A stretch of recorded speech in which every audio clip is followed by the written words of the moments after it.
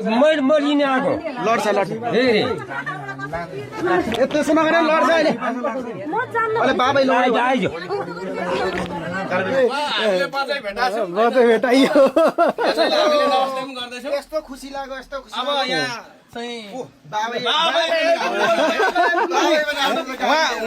जुनु होइन त नाम जुनु परियार अनि अर्को घर जाम गर्नुभएको त्यस्तै स्थिति परिचय गर्नुपर्छ सर हामीले कति खोज्यौँ त अनि देख्नुभयो भिडियो हेर्नुभयो भिडियो हिजो देखेको देखेको अनि छमछम नाच्नु हुँदो रहेछ अनि बाजे त उहाँ पानी बिनाको मान्छे जत्तिकै भएको छ प्याक्लै बाजेकै बिहोरले गर्दा हिँड्नु पर्यो त कस्तो बिहोर होइन दुईटा नानी छोराहरूको माया लागेन माया आफूले 10 महिना बच्चा पार होइन त्यत्रो अनि यसरी छोरा छोडे अनि हिँड्नु भएको छ पनि त्यस्तै हो सर अब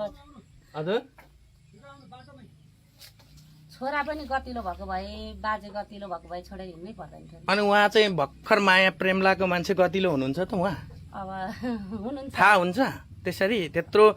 होइन 20 वर्ष जति बसेको मान्छेलाई त अब थाहा हुँदैन अनि अहिले थाहा हुन्छ नमस्ते बजै ल बजै नमस्कार हे माया भन्दै राते हुनुहुन्थ्यो खोज्दै खोज्दै आइपुग्यौँ त हामी त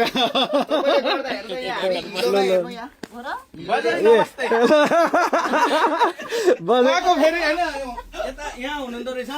ए सर हुनुहुन्छ नमस्कार नमस्कार ल आउनु नयाँ बाजे आउनु न आउनु नयाँ बाजे आउनु ल हाम्रो नयाँ बाजे ए नमस्कार बाजे नमस्कार हेर्छ हुनुहुँदो रहेछ नि त अनि बाजे नजिक राखौँ न कस्तो सुहाउँदो रहेछ ल अहिले बाजे रिसाउनुहुन्छ अर्को बाजे बाजे पनि आउँदैन अहिले रिसाउनुहुन्न यत्रो 5-6 दिन त बस्नु भयो अनि अर्को बाजे रिसाएर हुन्छ तपाईँ छक्क पर्नु भयो नयाँ बाजे नयाँ बजै बाजे आउँदैछ देखाउँछ बाजे बाजे खोइ बाजे बाजे आउनु बाजे हामीले बजैलाई नमस्ते हानिसक्यौ बजै हो नि नमस्ते गरिसक्यौ हामीले बाजे बाबु बुवा उहाँ हो नि हैन हो के हैन आमा उहाँ हो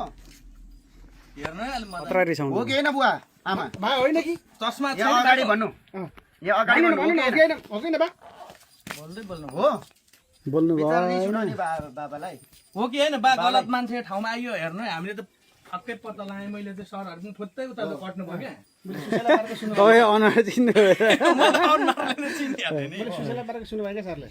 हो बा हो मान्छे हो कि हैन हो मान्छे त हो नि यो चोरले गरे नि त जुनु परियार तपाईको बजै हो बजै हो नि पनि जानेरी ल पहिले बोलाउँदाखेरि जाने मैले लगेकै छैन भनेर भने हेरे दोस्रो जानेरी मोटरसाइकल लिएर आएर जानेरी लिएर आएको रहेछ तपाईको श्रीमती चोरकै हो मोटरसाइकल लगेकै छैन तपाईँ छोरा छैन छैन किन होइन सिंगेबाट मोटरसाइकल होइन यी गाडीको नम्बर अझ होइन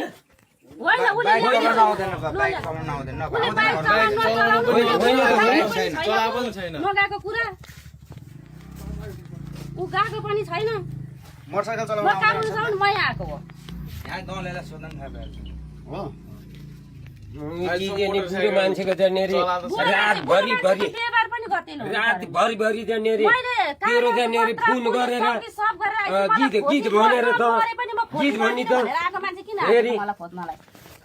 मलाई बिहानै भो निक्लेर जा बेलुकै भो निक्लेर जा भनेर निक्लेर हिँड्या हो म अनि त्यो ऊ हुन्छ नि त तपाईँको कानुन छ नि त कानुनी प्रोसेसहरूमा पो जान फुत्त हिँड्नुहुन्छ यस्तो बाजेलाई दुःख दिएर परमान देखा पहिला परमान देखा त देखा पहिला परमान देखा होइन भनेर भनेदेखि फेरि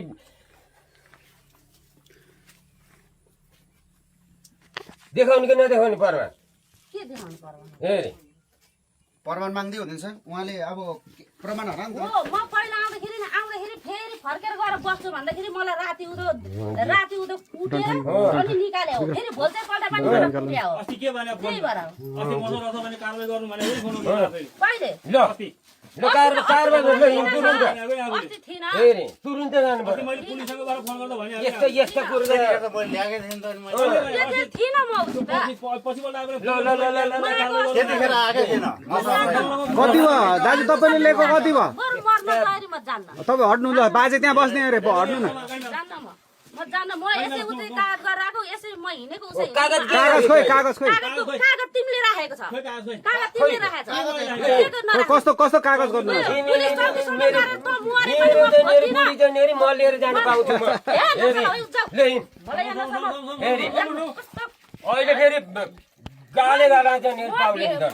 मुहारे पनि एकछिन भाइ एकछिन तिमीहरू बसेर मलाई ल एकछिन वडा अध्यक्ष सबै राखेर जान्न म एक जान्न दुई जान्न म जस्तो सबै हुन पर्दैन पर्छ म जान्न ठिक छ बस्नु एकछिन हामी कुराकानी गरौँ राम्ररी बा अतालिसक्नु भयो कि यहाँ जनेरी यस्ता कुरा जनेरी यहाँ मेरो मसँग आगो छ भने कारबाही गर्नु भने केही मुख लो कारबाही नगरिदिएको छोरै छोरी त उला कारबाही पनि गर्नु पर्दैन मेरै छ गल्ती गरेर ए सरहरु ल बोलाउनु पुलिस बोलाउनु के बोलायो नि बोलायो मलाई गरेर कारबाही अस्ति मसँग छ भने कारबाही गर्नु भने म केही गर्ने त्यतिखेर मसँग थिएन कि के छैन फोन गर्दा पुलिससँग कहाँ छैन? काठमाडौँमा थियो म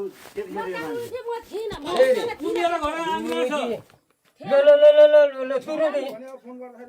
हिँड तँलाई फेरि जे भने म जान्न भने जान्न कसको हकले जान्न भने कसको हक छ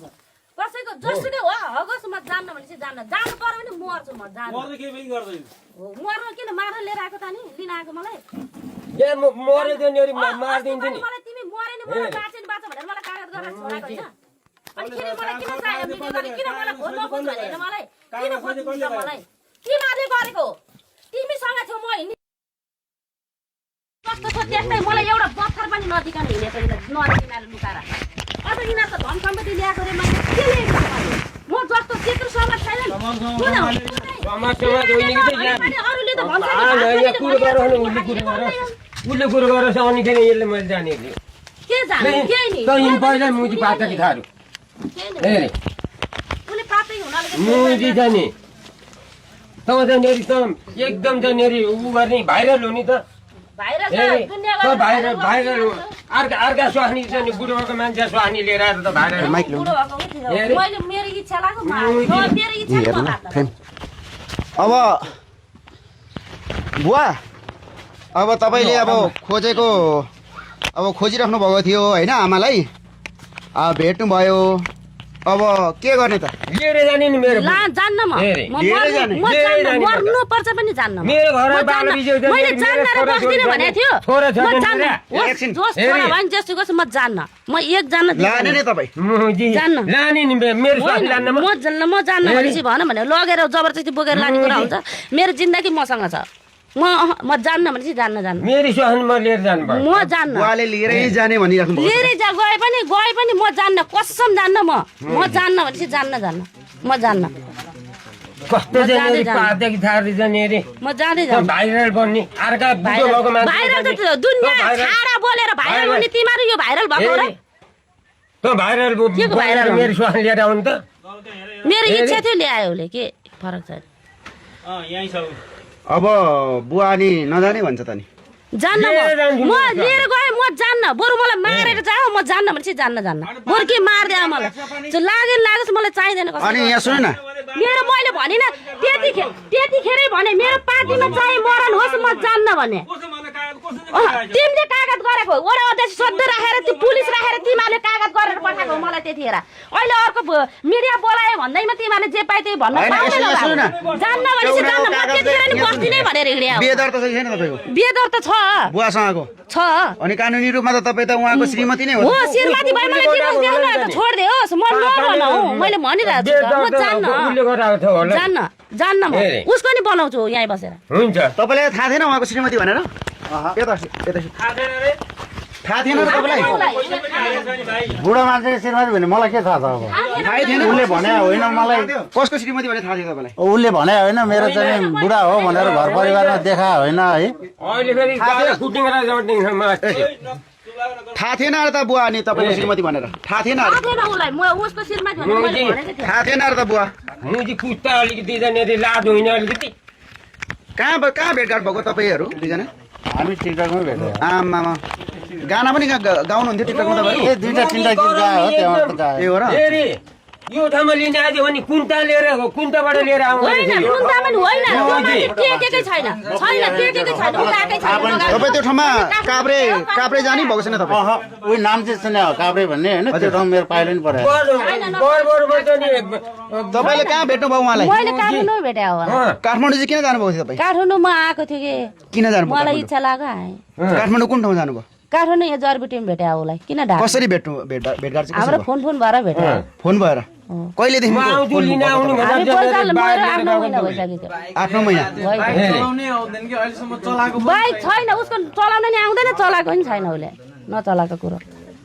त्यसो भने तपाईँ कन्फर्म भयो तपाईँले लिएर आएको होइन काभ्रेबाट काभ्रेबाट होइन मैले काठमाडौँबाट काठमाडौँबाट लिएर आउनुभएको जस उहाँ बुवाको श्रीमती हो भने थाहा थिएन तपाईँलाई थाहा थिएन मलाई थाहा थिएन अरे बुवा उहाँले भन्नुहुन्छ त थाहा थिएन भन्छ थाहा थिएन होला नि त उहाँलाई अब उसले मलाई भने पनि 9 महिना भइसक्यो थाहा नभएको भए लिएर आउँथेँ मुजी मैले भनिन मैले 9 महिना भइसक्यो तपाईँले फोन गरेर फेरि तपाईँ र उहाँ टिकटकमा 9 महिना भइसक्यो मुजी साथी हुनुहुन्छ टिकटकमा गीत 9 महिना भइसक्यो प्रोफाइल हेर्नु न थियो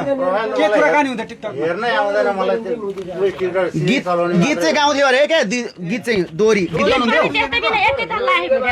तपाईँ दोहोरी हुन्थ्यो तीनटा कि चारवटा गीत गायो कुन गीत गाउनुभयो कुन गाना गाएर पठाउनु लु भन्नुहोस् तपाईँको गाना छ तपाईँको गाना छ तपाईँको गाना छ घरमा भएको गाना दोहीजना बसेर गायो कुन गाना गाउँथे त्यो गाना बुवा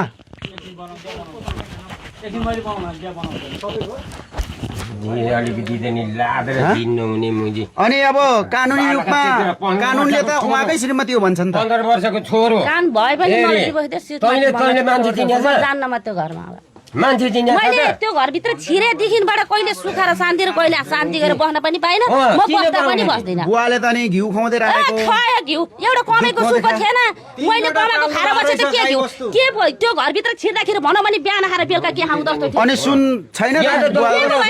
मैले के लाएर आइछु सुन लाएर हिँड्नु भएको रे तपाईँ लाएर लिएर आएको भात खाएको भएदेखि थाहा पाइहाल्छ मलाई भनौँ भने यतिको मैले घरमा कस्तो लुगा लगाएको मैले केही ल्याएको छैन सुनै छैन त सुन ऊ कालीको घरमा छ मेरो ब्याग छ हिजो मिनाले सम्म भन्ने चाहिँ ब्याग मेरो काली घरमै छ कहाँ छ सुन चाहिँ सबै यिनीहरूले राखे हो खोसेर मलाई भन भने एउटा लुगाको बत्तर पनि दिएको होइन मैले के सुन लिएर यो तपाईँको एकाउन्टमा त्यो दुध बेचेको पैसा सबै हाल्यो दुध बेचेको पैसा कति आउँथ्यो भने ढुट्टो दाना कटाएर आउँथ्यो नआउने होइन बुढोको कमै छैन छोराको कमै छैन केबाट खाने म चाहिँ कहाँ जाने त्यही खाने होइन दुध बेचेको कहिले 6-7 हजार आउँथ्यो कहिले 8-9 हजार आउँथ्यो बचत एकाउन्टमा